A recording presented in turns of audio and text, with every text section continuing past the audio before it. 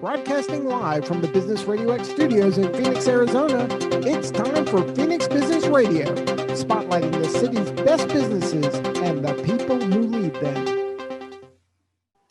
Arizona does good business, and we want to talk about it. Welcome to the People and Profit Elevating Humanity Through Business podcast show, brought to you by Conscious Capitalism Arizona. Conscious Capitalism is an international movement promoting business as a force for good. The Conscious Capitalism movement has 50 plus chapters in the United States, including Arizona, and all over the world. We believe that free enterprise capitalism has served to lift more people out of humanity than any other socio-economic system ever conceived, empowering social cooperation, human progress, and of course, elevating humanity. Good business is the answer to many of the global issues humankind is facing, and that's what we're going to dive into on this show. The Arizona chapter is focused on highlighting the amazing businesses and leaders in our state who are pursuing a higher purpose and consciously creating value for all of their stakeholders. If you want to find out more about Conscious Capitalism and the Arizona chapter, please visit ccarizona.org for lots of information. But right now, how about we jump into one of those conversations and let us introduce you to our guest today, Randy Gibb, the Dean of the Colangelo College of Business at Grand Canyon University. Welcome, Randy. Hey. Hello, happy Monday. Great to be here.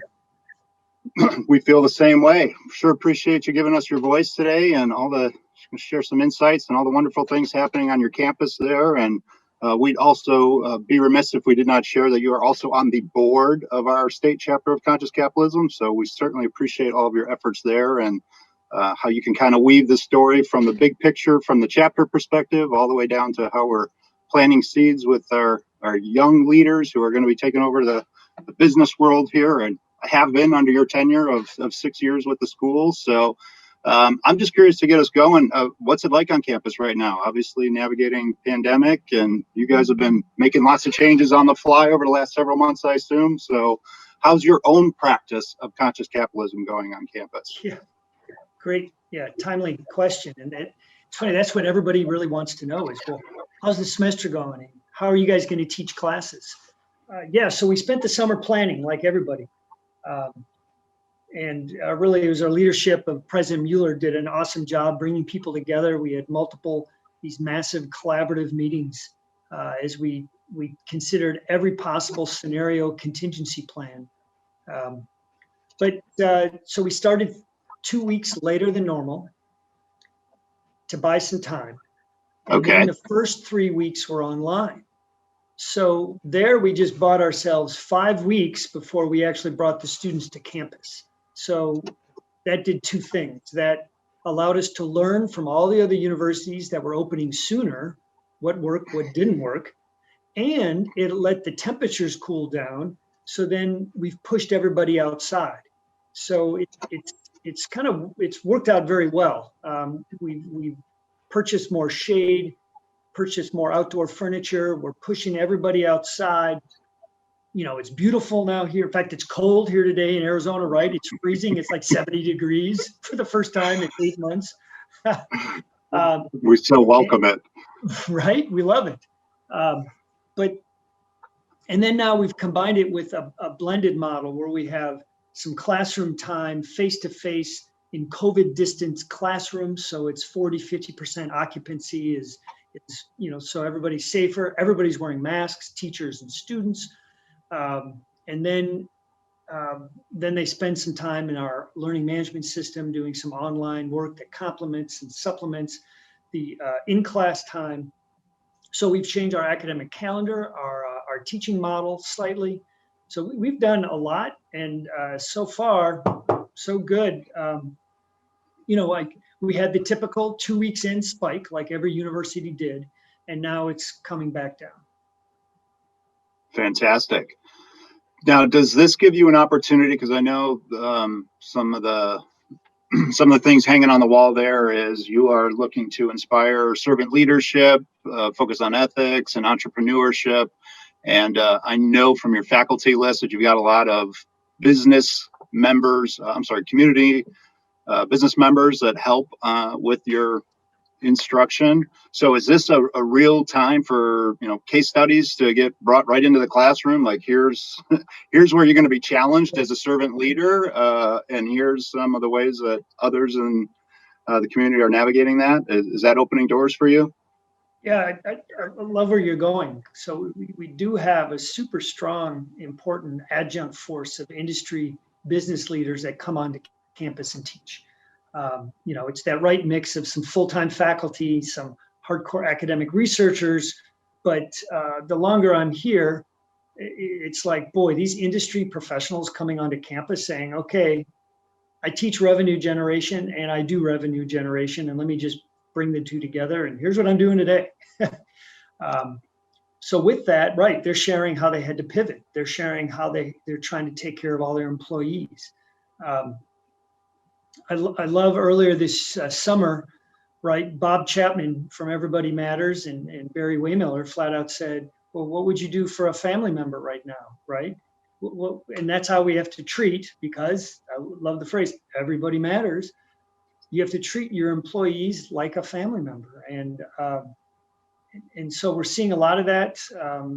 We're blessed at GCU, and there are a number of universities that have such an online presence, have such a strong technological foundation in process and systems. And we have faculty that are almost multi-modality professors that they can pivot. So everybody is gainfully employed. So we're continuing to grow as a university.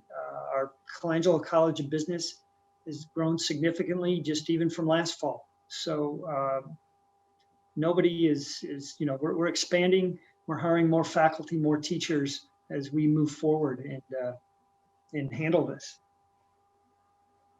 So that's fantastic. Yeah, it's, what sort of the recipe for success across education, across business in 2020 is the ability to pivot, right? It's the ability to be flexible. It's the ability to be creative. It's the ability to take an information, learn and adjust quickly. And it sounds like you guys you got that formula with keeping people employed. And then the growth of the college in general. So instead of numbers dropping, you've increased. So right. I don't know. Why do you think you were so ready for this? Well, it's again, I think it's because of the foundation of how we teach with standardized curriculum, leveraging one learning management system, that we can pull data down for assessment, for accreditation purposes. You've got an online adult learner taking Management 420 while you have a 21-year-old on-campus learner taking Management 420. So they have the same benchmark assignments. Each instructor brings the curriculum to life in their own unique way, but it's, the what is the same, the how is different, but in the end, they take the same assessments. We can pull down and compare and contrast how those different students are doing. But no, this spring and summer, right, was challenging like everybody, because you had those adult learners who may have lost their job or maybe had to take care of another family member. So how do you show grace and still maintain an academic standard of meeting the bar? Because we couldn't lower the bar, but we could show more grace, be a little flexible, knowing that people, well, everybody, right, when we went into lockdown last March, April, everybody had disruption in their lives. So it was important to help people at the same time, help them find success without lowering the bar. So we didn't have to go to pass fail. We continued our same academic standards. But we have a LOPES first approach, and that is to be the most accessible and available faculty in the country. So, right, my ask to our faculty is, don't lower the bar, but make sure we do everything we can to help them get there, right? That's what we do as teachers. Yeah, I love that. It's already having the structure and the foundation, like you said, so you're able to, you had less pieces out there to try to wrangle and figure out how to pull them in. And so it sounds like, you've got the best balance between having that structure and support, which probably is one of the things that makes it very easy for industry to kind of act as adjunct and, kind of weave in and out so seamlessly. But at the same time, you allow for that, for everyone to bring their individuality, their own experiences, their own their own story into the classroom and share it with the students. Yeah, and it's been fun. Like the entrepreneurial faculty, they loved it in a sense when COVID hit, because they're like, this is what we talk about, right? Is you have to pivot. You always have to fail fast, fail often, come up with a new plan. You have to diversify. So I know many businesses are doing things that maybe they should have done 2 years ago, but now they're forced to do it. And then when the economy comes back, for instance, maybe hospitality comes back. I know one company, they were focused on hospitality hiring, and then now they've had to diversify into nursing and senior home caregiving. And then when the hospitality industry comes back, they'll still have that back on their portfolio, but now they've expanded their portfolio because they had to through COVID. And so that's what we want to teach our students, is that you can be flexible, adapt, and innovative, entrepreneurially and intrapreneurially. That's kind of an awkward word to say, but within your own company, you should be always innovating and adapting.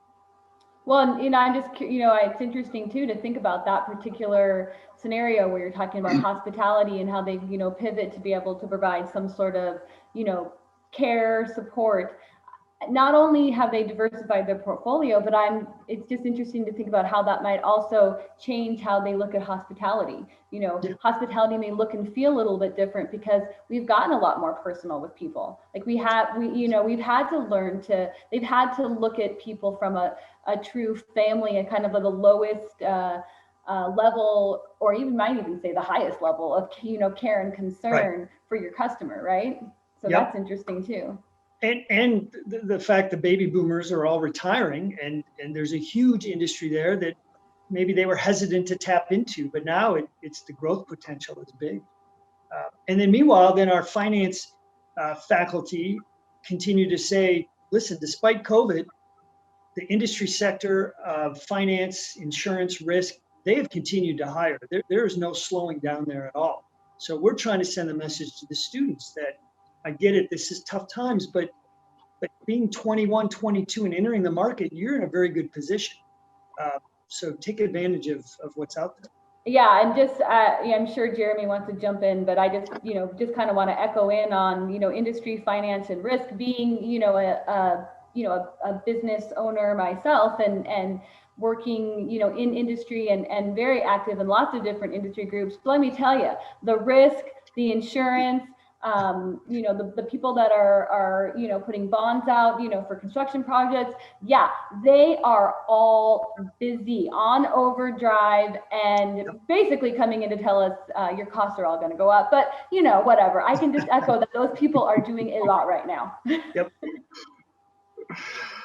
I did have a question, Sarah. It's one that I've been wanting to ask you for a while, Randy, and that is, when it comes to explaining GCU's business program, I kind of tie in a question that we commonly get at Conscious Capitalism events, which is, how does this differ from corporate and social responsibility? Tell me where Conscious Capitalism starts and ends, and where does CSR play a role in that? And my response is typically, well, CSR is sort of a small division that's espousing some of the principles on behalf of the corporation, but it's not something that is completely integrated and embedded into the fabric of the company.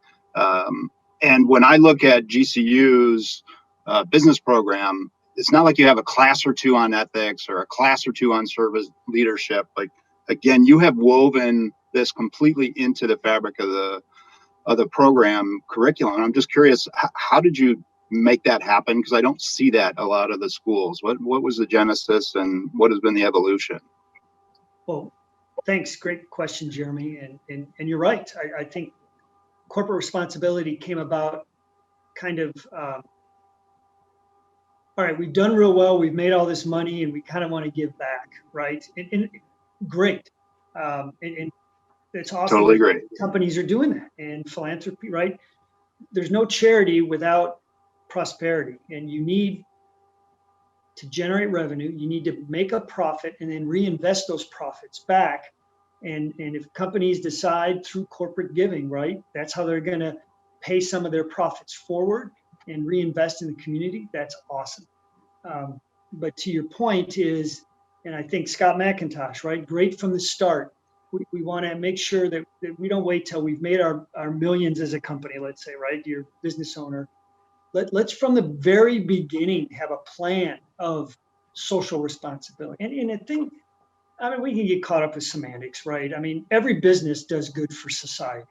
Every business, I truly think, is a social impact business because they're solving a problem, they're providing a service, and if people are willing to pay them, then that's good for society. There's a social contract. Totally agree. Exactly. So to your question, how did we? Boy, that's a big question you asked. How did we integrate it into our curriculum? Suzanne Zentner in 2012 introduced me when I was department chair at ASU. So way back in 2012, 2013, she shared this idea with me, and that's how I got connected with Scott and the whole conscious capitalism movement. So then in 2014, when I came to GCU, really had a blank slate.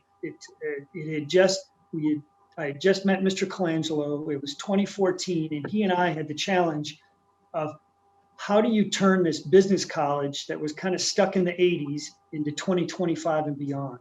How do you lead a business college when there's kind of this negative view of business? How do we motivate and inspire students to be proud in the business college, right? Not like be ashamed, oh, I study business. No, that's fine. Be proud to study business. And we mix it as a Christian school, right? We want people to go in the community and share their faith and live out their faith by serving others. So it kind of all came together of let's make some big aspirations. So, servant leadership, ethics, entrepreneurism, yes, those are our pillars. But what do we aspire from our students? What do we want them to become? So it started as this high-level vision statement that we hope to be someday. And now 6 years later, we think we're moving there. And so I've got some data to share on that, but it was really about just the whole concept is, yes, business is a force for good. We can elevate people out of poverty, elevate humanity. We can do to a higher purpose. We can help people prosper and communities can rise up. And if you spend money on a local business person, then they have money to invest in their own home. And then they can buy a home, and then they can go to other local vendors, and then they're involved with the neighborhood and the school system, and then now they're spending their money on, and right, it just snowballs. Absolutely. And we decided we didn't want one course in conscious. We decided to sprinkle it over about, I think we're up to 16, 17 courses now, undergrad and grad, that have aspects of conscious capitalism integrated throughout. So to your point, it's not just one ethics course or one. I think now we need it. I really am excited to make a conscious capitalism course, but it's been 6.5 years, so maybe it is time to make one. There's so much more content, and there's so many documentaries. Nathan Havey's Interface Beyond Zero. Really excited to learn more about that. And so anyways, I'm off subject. So bottom line, we integrate, and then we brought in speakers. Our co-curricular and extracurricular activities spoke on conscious capitalism. Back in the day, we had Courtney Klein speak, Oye Waddell of Hustle Phoenix, Brian Moore. It just goes on and on of all the speakers we had. And then Canyon Angels and Canyon Challenge. And we hosted pitch events. And now these students are talking about conscious capitalism on their own. And I hear it. We have this young student, Eli Miller, who started Santa Calls. Okay. Santa Calls? Calls. And his vision was over a year ago, pre-COVID, that malls were closing. So little kids can't go to Santa because there's no more Santa Claus malls. Well, now with COVID, he's even better positioned. So I think he's partnered with like the Bearded Society of Santas to get live Santas calling little Johnny and little Susie. And then they'd have that Santa, here's what I want for Christmas. One-on-one. But he's already decided from day one, 10% of his proceeds go to Boys and Girls Club. And that's his conscious capitalism approach to his business model. So even at the start, and I never talked to Eli about this. It's just become part of our culture.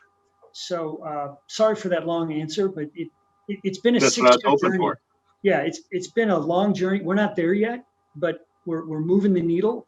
The fact that people are talking and having that narrative is just part of who we are now in the Colangelo College of Business. That's so cool. And do they recognize conscious capitalism as sort of the place where these concepts come from, or you're just putting in the principles and the language doesn't really matter? Because we don't care either way. That's right. Yeah, No, well, okay. I'm curious. No, care. initially it was conscious capitalism, and then it's evolved into other things just around, right? I mean, right, as a board and a chapter in Conscious Cap, right? We don't judge people. We're just like, listen, everybody's on a different journey. And some of the best examples, and I love the Firms of Endearment book, and even Raj's new book, The Healing Art, right? He has all these case studies, and everybody's different. Everybody, they focus on employee satisfaction and giving training, and employee retention is amazing, and they don't leave. And that's kind of one company's journey. And another company's journey is their philanthropy. Think of Adam Goodman, what he does in the community, right? He's the first to say that, furniture is kind of boring, but people join their company not because of the furniture, because of what they do with good threads and donating clothes to foster children, and then donating furniture to nonprofit businesses that need it, right? So it's just different. Everybody's different on a journey. So we're totally down with just promote the glory of business, celebrate free market capitalism done right. And there's a lot of ways to do it right. I guess that's the best way to explain. Oh, that's great. And I think that with the Santa Claus story and with the student Eli Miller or what?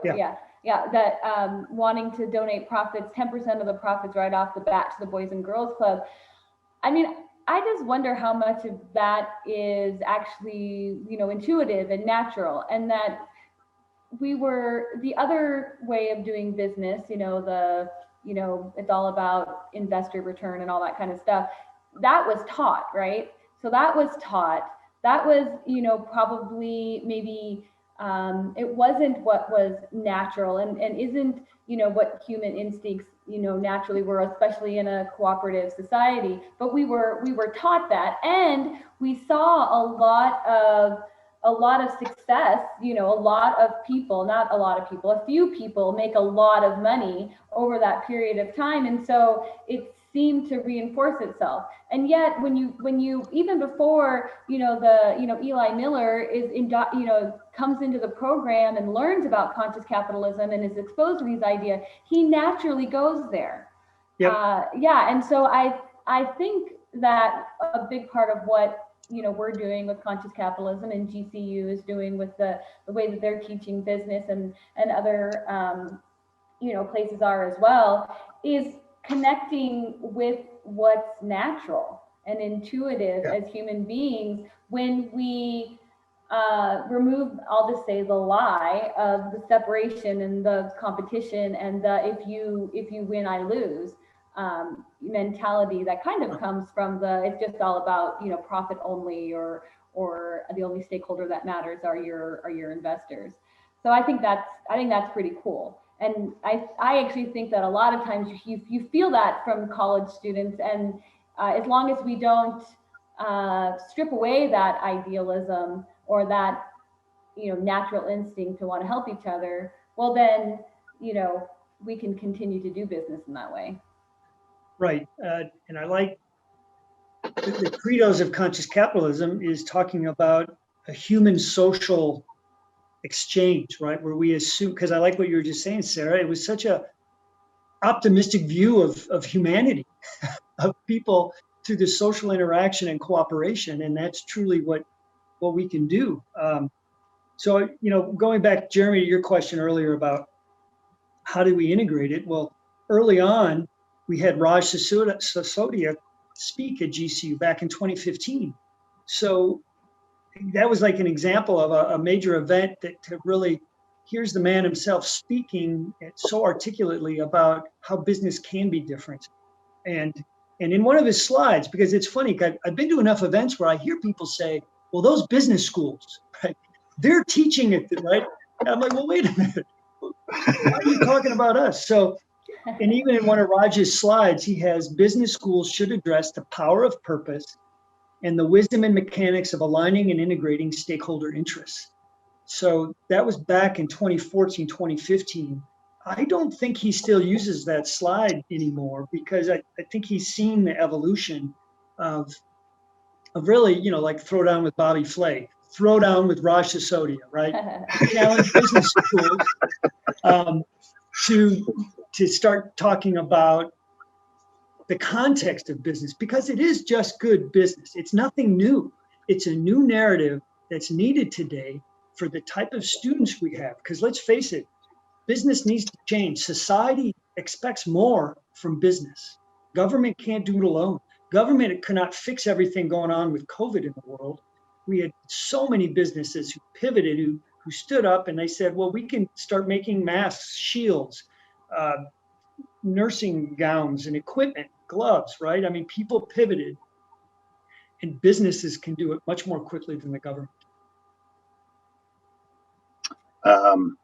I want to say Simon Sinek talks a lot about that. It's not just the problem is that we've got probably a lot of students in the age range that are coming through your classrooms probably saw that shift when names were more counts on spreadsheets. And if we needed to make a number for the quarter, it wasn't horrible in the minds of the decision makers to let 1,000 people go so that we can make sure we hit our quarterly mark. And that there's this stigma and perception that not only is they don't see what you just described, that business is actually the place that can be the partner and can fill the gaps.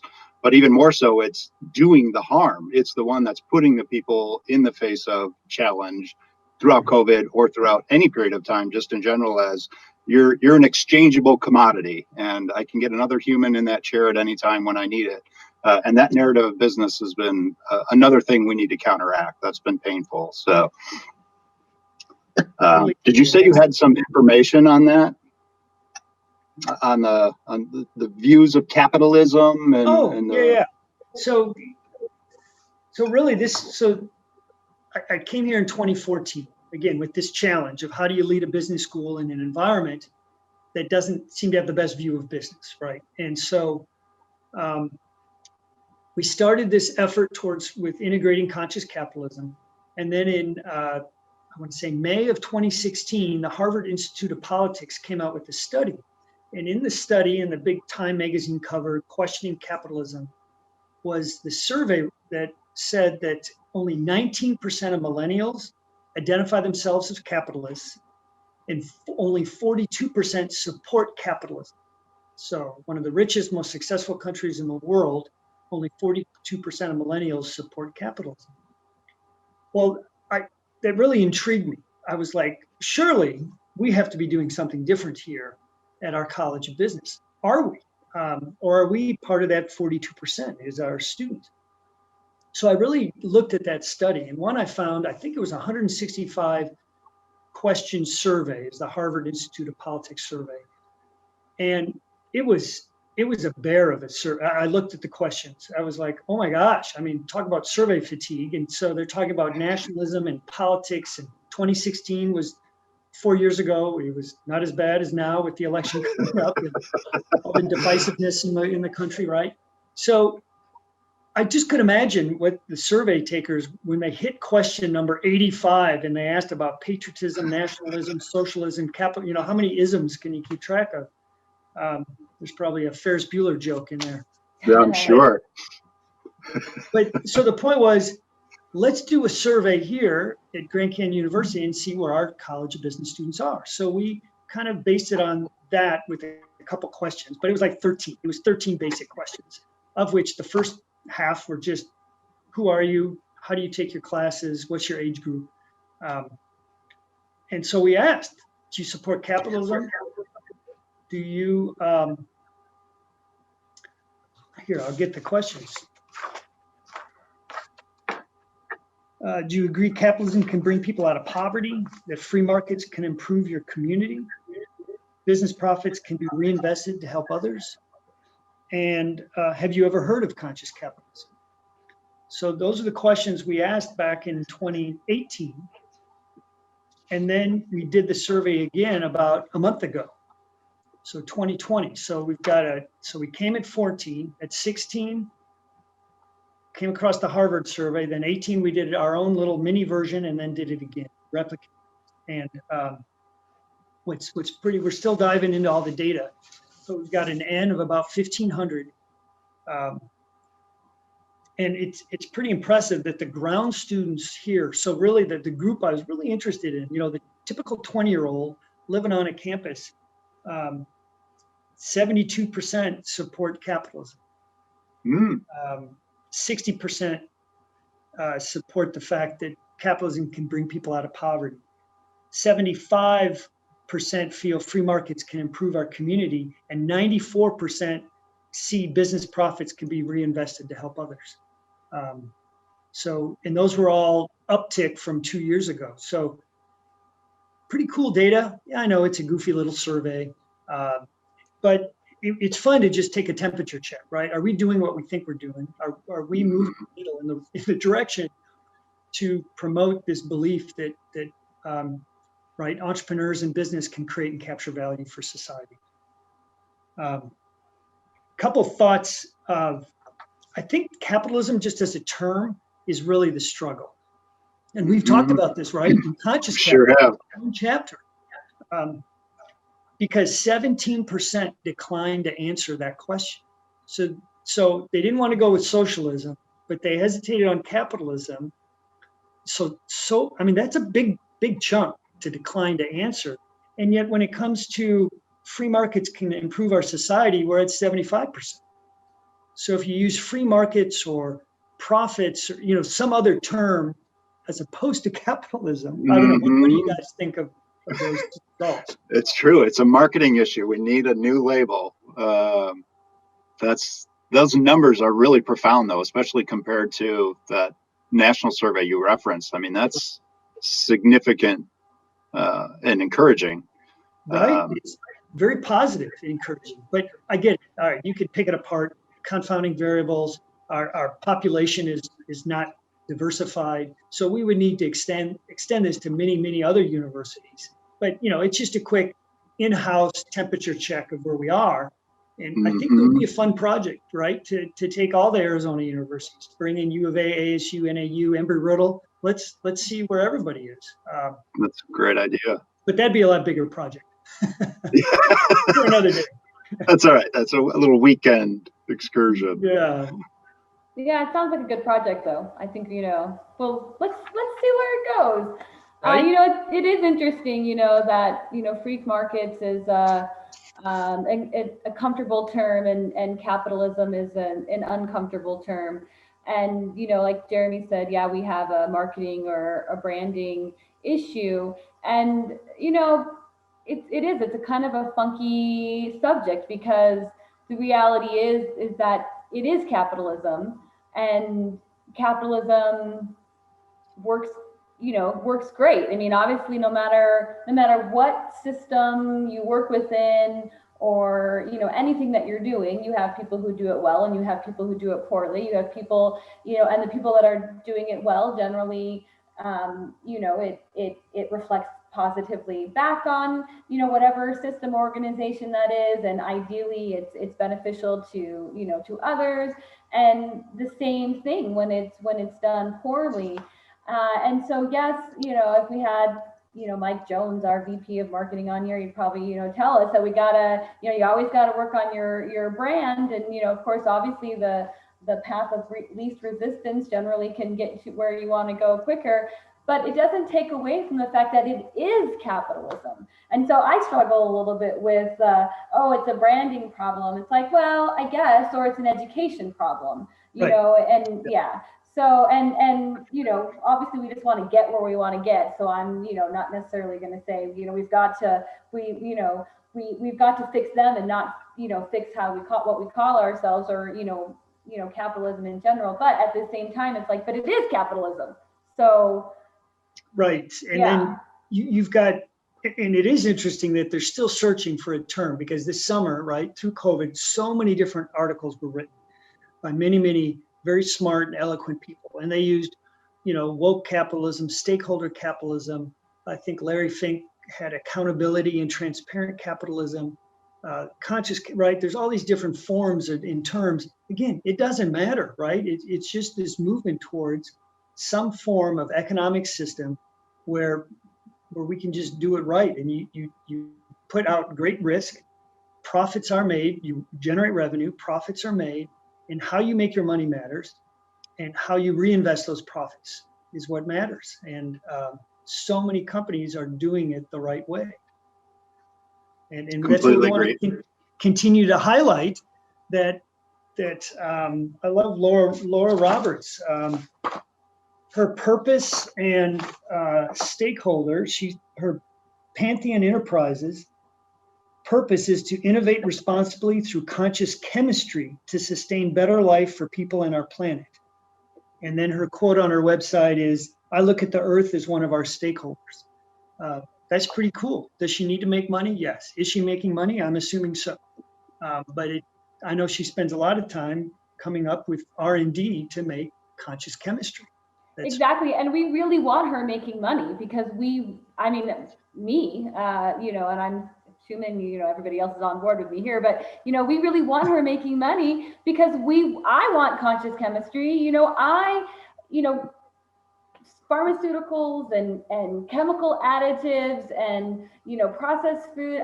Chemistry is a huge, problem and negatively affecting the health of, of our country, of most Western countries. And it's, without a flip, it's just gonna, feed into, everybody else as they rise up. And so getting someone but chemistry itself can be miraculous. Chemistry and all the things that can be done with it when it's focused on, let's just go back to what you were saying, context, done in context, right. Can solve many problems and even undo the problem of, chemistry and, additives and pesticides and everything that we're facing. So yes, please, we want them making money, and we want them making a lot more money than everybody else because we want more of their stuff in the marketplace as right. opposed, yep. So definitely we want them making money. Yes, could not agree more. Yeah, if you pull the labels off and you just say, who cares what this person is attributing how they architected their business to represent? Who cares what they called it? Here's the attributes of that business. Do you want to work for that company? Do you want to buy products from that company? Absolutely, yes.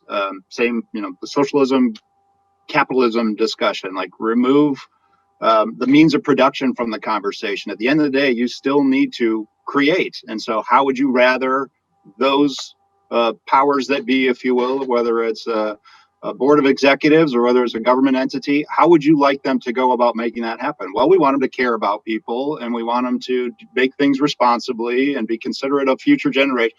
Okay, well, that's what we're talking about. Remove the name from what it is. Let's talk about its attributes and characteristics. And so, I think we've all convinced ourselves we're on board. Now if we could just take it mainstream. Right.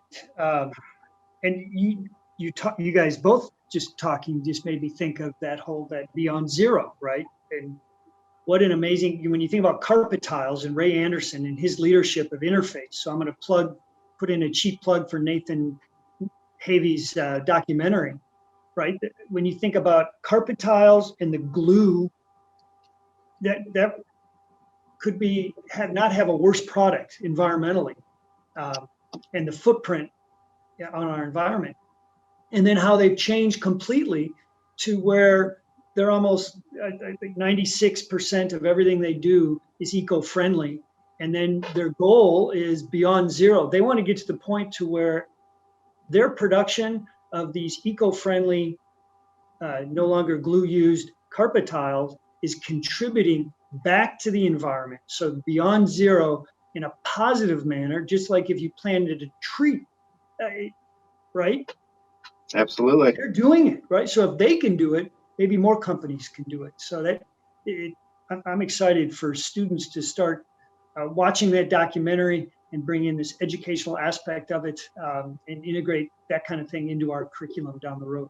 And get them inspired to recognize that the next generation of innovations needs to be focused on things like this. That's where, the next set of hopefully, millionaires, billionaires are going to come from, because, that's the future of business. That's what we need. That's the new exciting opportunities that are out there, and they're out there in every single industry. I mean, every single industry has evolved to the point where we're doing a lot of harm in a lot of different ways, but definitely, to the planet itself.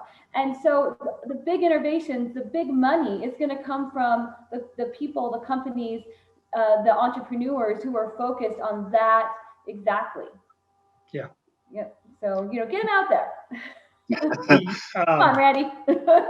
So you would, Sarah, did you guys have any other questions? Because I wanted to make sure I shared a little bit about what we're doing in our neighborhood here at Grand Canyon. That was my next question. That was going to be my next question. Yeah, exactly. It was my next question. That was mine. Oh, fine. Please tell us, Randy, all the good things that are happening on campus. Well, it's really neat, because here's the other part is how do we integrate conscious capitalism, right? So we talk about it in classes, we share it. You guys heard my story, I think a couple of years ago at the Conscious Capitalism conference, where I slid into a back of a classroom and they're talking about the Boeing 737 MAX issue. And all of a sudden these 4 students finish with conscious capitalism aspects of Boeing's handling of this case. And I was like, oh my gosh, this is so cool. I had no idea they were doing this. They didn't know I was coming. I surprised the teacher. I gave her a teacher semester award. So I totally surprised. So that's when I knew we'd moved the needle with the buy-in from faculty, curriculum, and students. But what's also cool is that President Mueller's on board. He talks conscious capitalism.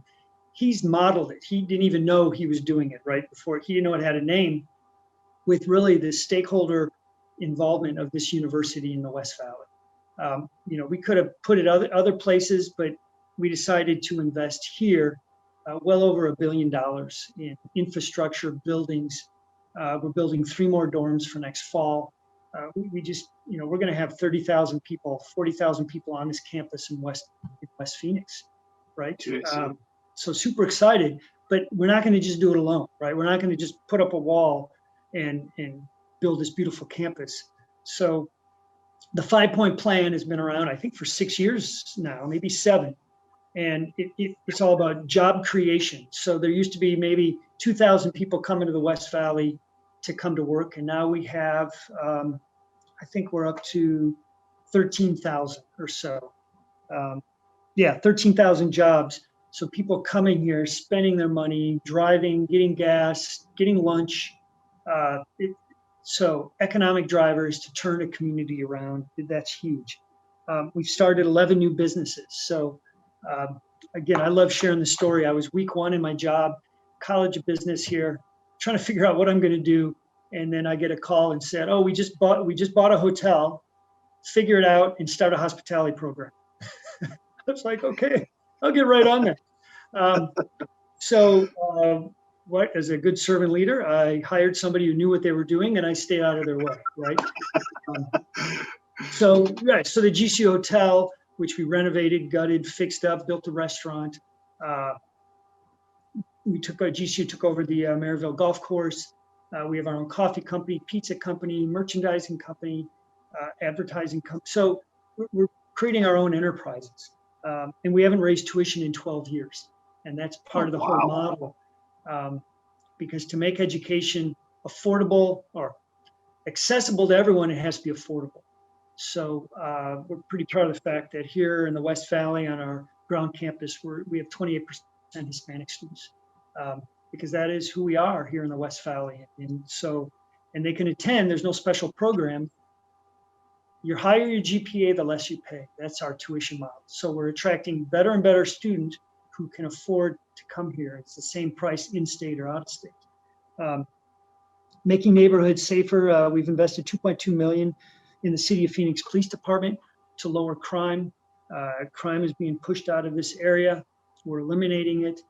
Really proud of that. It's becoming a safe neighborhood again. And then our Habitat for Humanity program. I think it's one of the largest partnerships in the world with Habitat. We've raised over $3 million 25,000 volunteer hours, and over 300 homes have been improved. And home values in the zip code have gone up 300%. So Wow.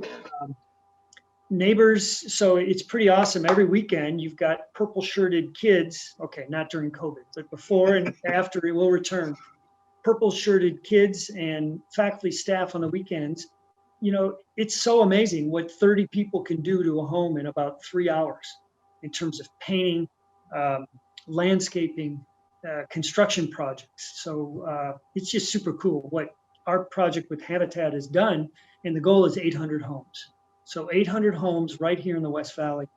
And then the last one of the 5-point plan, you've got jobs, businesses, neighborhoods safer, Habitat. The last one is education. So this is all Brian Mueller's leadership and vision. Is we created a learning lounge. So it's so simple, Jeremy and Sarah, that I'm a struggling kid in high school trying to pass geometry, and you're a college sophomore or junior, and we just meet. And then I come on campus, there's a little spot here at GCU, or we have students who go to high schools. We even have a learning lounge, a tutoring area at the Maryville Milwaukee Brewers spring practice training facility.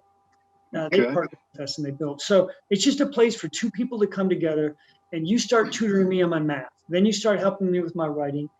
And then you're also almost become a big brother or big sister to me and giving me advice. And then I come on campus, and now maybe I can get an A or a B in pre-calculus or math. And maybe I can go to, now I'm starting thinking about college was within reach. And something special has happened out of that simple relationship of a college student tutoring a high school student. And so these numbers are pretty impressive. We have 4,500 K-12 students with about 60,000 visits since 2013 and 140,000 hours of study. I mean, it's just, those are such big numbers to wrap your head around. No question. So the number of students being tutored, and then we started a scholarship off that. So if you come to the Learning Lounge and get tutored, and you have a certain GPA, and you meet the criteria, we've now awarded 360 full tuition scholarships. So for the most part, these are bilingual first generation students coming to college at GCU on a free ride. And what's so cool is to get a student from Maryville or Alhambra High School right next to somebody from Orange County Lutheran Prep School, next to somebody from Minnesota public school or Christian school in the Midwest or Portland or Seattle, right? I mean, it's really, there's an amazingly talented students. So sorry for going on, but pretty excited about our 5-point plan. Yeah, I wouldn't say we're going on. We want you to keep going on. That is fantastic info. As you were giving all those examples, the thing that popped to my mind was your earlier statement from Raj talking about the wisdom and mechanics of aligning stakeholder needs and wants. So that's a perfect example of, well, yes, of course, we're in the business of educating, but we also have all this excess capacity just by the nature of us being here. And here's some real rubber to the road elements that we can put out there to both enhance GCU's wants and needs, but also all those other stakeholders at the table. Those are just fantastic living examples of how you can show up in the marketplace. So I know Mark Benioff has been a couple people, because Salesforce has had their ups and downs, but he did have a great quote a couple of years ago about, a business cannot be successful in an unsuccessful neighborhood. A business cannot be successful in a failing school system. So, and he had that famous quote, "Are we not all connected? Are we not all one?" And I really like that, because that's what President Mueller has done with, we're going to succeed here, but everybody's going to succeed with us. And that's what the students see. So they see it in the classroom. They have people come speak. Richard Sweet spoke about Southwest Airlines and what they did. They never furloughed anybody in 2008, and how their employees are their number one priority. But then our students are also seeing how GCU operates under President Mueller's leadership with our own community stakeholder investment. So that's pretty proud to be part of this team of how they've led that.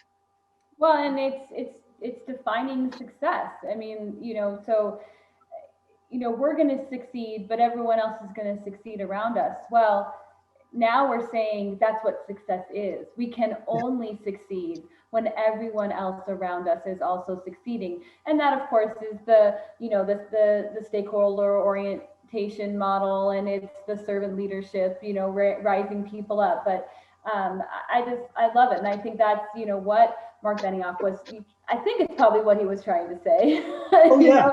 Yeah, for sure. And definitely, what you guys are doing there. For me personally, one of the, I think it was early on with my own experience in conscious capitalism, and I'm in Tucson, so driving up to Phoenix and going to meetings, at Max Fix, and there was a presentation by Grand Canyon, and I don't remember who it was, but someone within the organization who was talking about your 5-point plan. And so that had to have been, 3 or 4, I can't remember how many years ago it was, but I was so struck by that plan, and who and what type of organization and GCU is, because I didn't know until Conscious Capitalism Right. introduced me and told me. And I tell everybody to go to GCU. After that, I was like, I'm like, you just don't know. I mean, what this institution is doing is just so different, from anything else that I've heard, and within the 5-point plan, and then just hearing you talk about it again now, the way it makes me feel as I'm sitting here, listening to you, and then connecting back to one of my first Conscious Capitalism's experiences, I feel connected, so like, aren't we all one? Well, right. I feel it, and those stories help remind me that we definitely are. So, you're not going on and on. It's like, I know, thank you. So, yeah. So I think we are getting close on, good thing we were going to stop at 30 minutes. Yeah, I know, exactly. we told you. So, now that we're all kind of, at least for me, all high on the connectedness, it might be a good time, for any last words, or definitely to say, thank you.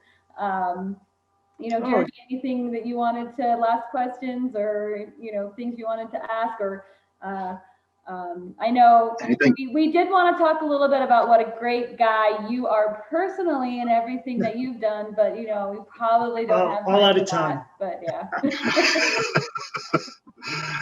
Anything coming up on campus that people need to know about, Randy? Any guest lectures, events, activities? No, we're really kind of trying to keep the bubble on campus. Everything's Zoomed. Which is amazing, right? Because we're actually getting guest speakers from all over the country. Our sports business faculty have so many connections in that industry, and they're just zooming in. So it's really, this was an adapt that needed to happen, right? Because we get caught up on, oh no, they have to come in person. Well, correct. For the safety of our bubble and trying to keep things as they are. So. Well, we still have our incubator co-working space, Canyon Ventures. That's going great. Robert Vera is leading that effort. We've got about 26, 28 startups in that incubator. They've hired about 90 students or so. And then the goal is to plant them in the West Valley as they accelerate and launch out of there. So that's going great. But one last for, if we have, hopefully we've got some businesses listening out there, is I just want to put a plug in for the better you can articulate your purpose and truly what you are about as a business, you're going to hire the best talent. You're going to hire amazing young college graduates, because these students want value alignment with who they get hired by. So I just can't say that enough, that these companies today, doesn't matter how big or how small, to articulate truly their purpose and share their stakeholder story. I think then if you do that as a company and it's genuine and sincere, you're going to get amazing students, because that's what this generation is looking for. And I'll just say, if you really want your purpose to come to life, then you need those students. You need, that talent, and the people who are so driven to be purpose, to be in a purpose-driven company. So if you believe your purpose, then, share it so that you can attract the talent to really, have it grow and, flourish and, all that kind of stuff. So. Yep. Well, good. Well, No great. doubt. Thank Very you so sage much. advice. Business Radio X, Conscious Capitalism, Arizona chapter. Woohoo. Whoop, whoop. Woohoo. So I guess maybe just Likewise. In closing, beyond all the gratitude and love and, carrying on the high of connection from the conversation, Jeremy mentioned the Conscious Capitalism Arizona chapter, our website, ccarizona.org. We have our Conscious Business Activation series. We're meeting every Wednesday, giving business owners a chance to talk about challenges within business and how to do it consciously. Lots of conversations about how to really hone in and better articulate your purpose. So, Randy, you didn't mean to, but you gave us a plug for our Wednesday chat. So check those out on the website. You can register and then, look at the other things that are coming out of the Conscious Capitalism Arizona chapter. Awesome. Thanks, everybody. Thank you, Randy. Thank you.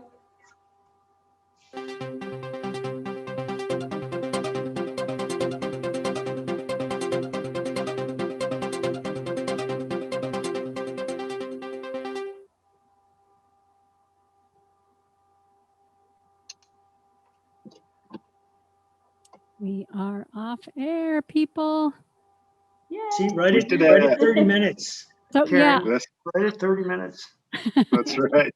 yeah, because you never have anything to say. No, and if you're concerned about being articulate and spot on, obviously you don't have to worry about that, because you could talk for 4 hours and you'd have us riveted for sure. That was great. Let me go ahead and take a couple pictures. I just want to come on and say bravo. Kendra sitting here next to me, and she says the same. And I know Dan is in the wings, and I know we're also very proud and excited about all the work you guys are doing on behalf of businesses and entrepreneurship and our community. Let me take myself back off video and just have you smile into the camera for a few moments. Please do that now. And one more time. Very good. I'm going to stay off screen so the three of you can say goodbye.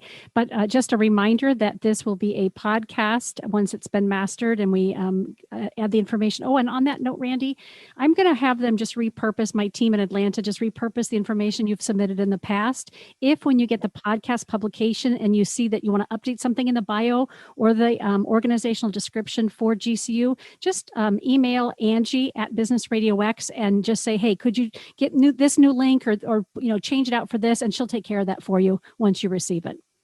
Fair enough? Yeah, I think it shall be the same. I'm just a couple years older now. Yeah, right. But if for some reason there's a change, let us know. We're happy to update that. On that note, you'll get that in a couple of days. It is Creative Commons content. So it's our gift to you and GCU.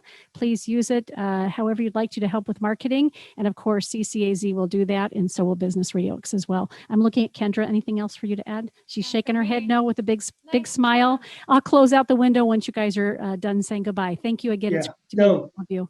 Thank you. And Jeremy and Sarah, you guys are doing awesome leading our Arizona chapter. Thank you so much for all your work. Absolutely. We appreciate all your support. It takes a team. Yeah. I feel like a hug. It's a virtual hug. Right. And we will be in touch. We've got to get the board together here sometime in the next probably 6 weeks before we run out of calendar. So more information to be coming. Okay. Thanks, you guys. Daniel, thanks Kendra, for making time awesome. for us, Randy. Take really good care. Yep, we'll be in touch. I'll send you guys that link. Thank you for listening to People in Profit, where we showcase the businesses that are elevating humanity through their work, right here in Arizona. Learn more about us at ccarizona.org.